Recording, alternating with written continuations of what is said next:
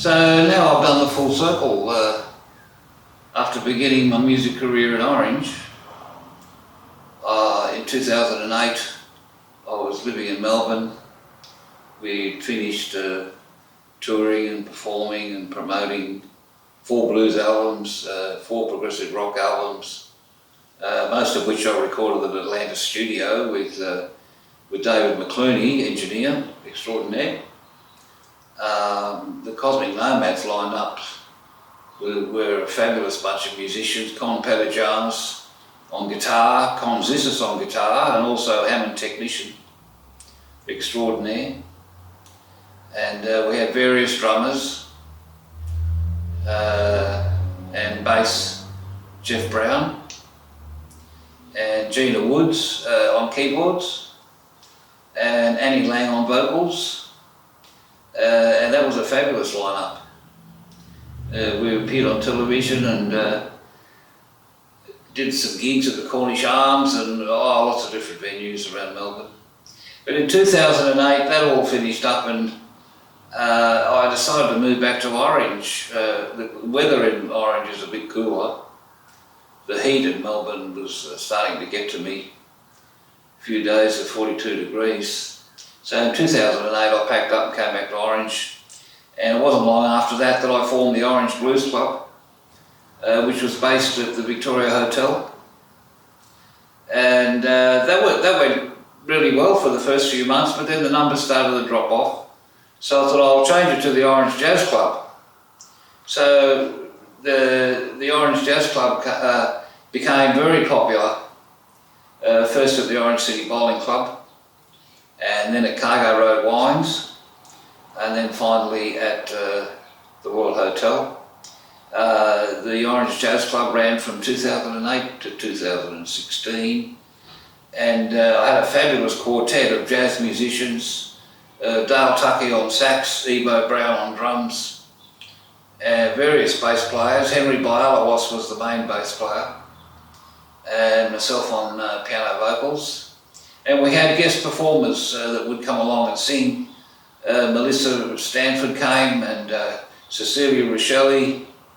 There were many artists from out of town that came as well and performed. And it went really well. The crowds really enjoyed it. We had a couple of big bands on as well. And through this time I started writing jazz songs and instrumentals. And I wrote an album about Narambla and Banjo Patterson, his connection to Orange. And then I wrote an introspective album called Amoresque, The Spirit of Amoresque. And that album did very well. That was recorded in Sydney at Electric Avenue Studios with the engineer Ross Ahern. It was mastered by the gentleman named, his surname's Bryant from memory, but that's a fabulous album. I'm very pleased with that. With Heather Griffiths, we went down to Sydney and did a lot of videoing for the tracks of that album, and actually made us a short video collection to go with each track. So Amoresque, The Spirit of Amoresque. And there was an album that I recorded with Rocky Rochelle, Ray Campbell, Jerry Ramage, Ronan on trombone, and myself on Hammond C3, and that's called Orange Not Blue. That's a great album. I'm very happy with that one. Jazz is a very open medium where you can go off it anywhere. I mean, I was brought up on Weather Report and Dave Brubeck, and a whole lot of different various, of course, Santana and so forth. So it's a very open genre. And I did about 4 jazz albums. One was a covers album, and really enjoyed playing jazz, particularly in this area. And a lot of people from out of town would come to the Orange Jazz Club shows to see the jazz quartet, and we had a lot of success. It was very well received.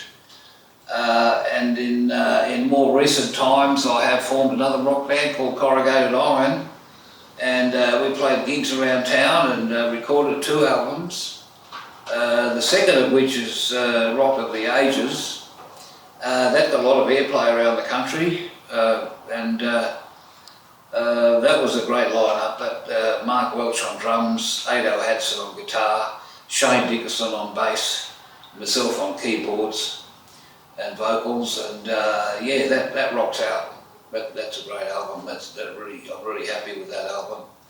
And since then, there's one genre that I haven't really covered, because I've been a bit of chameleon. Con Zissis always says to me, "Ray, you're a chameleon songwriter," and I guess he's right. You know, I've gone through the progressive rock to pub rock, to blues, to jazz, to world music, and now I'm in the middle of recording a soul funk album.